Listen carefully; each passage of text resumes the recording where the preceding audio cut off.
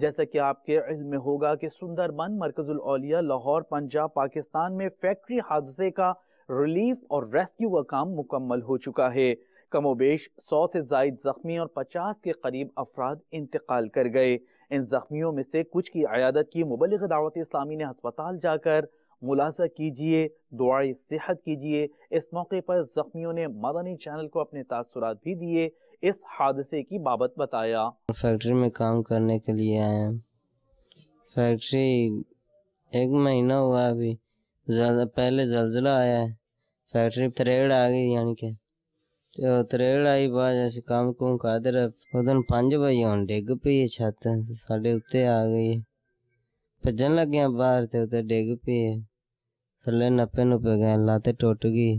3 گھنٹے بعد باہر نکلے ہیں، 5 بجے ڈگی، 11:30 بجے اتنے آئے ہیں نکل کے۔ ابھی انسانی زندگی گزارنا چاہتے ہیں جیسے آپ ہیں، نماز پڑھیں گے 5 وقت کے، اچھا آدمی بنیں گے، ماں باپ کی عزت کریں گے، چھوٹوں بڑوں کا احترام کریں گے۔ میں سویا ہوا تھا، میری نائٹ ڈیوٹی تھی، ایک جھٹکے میں ہی سب فنش ہو گیا۔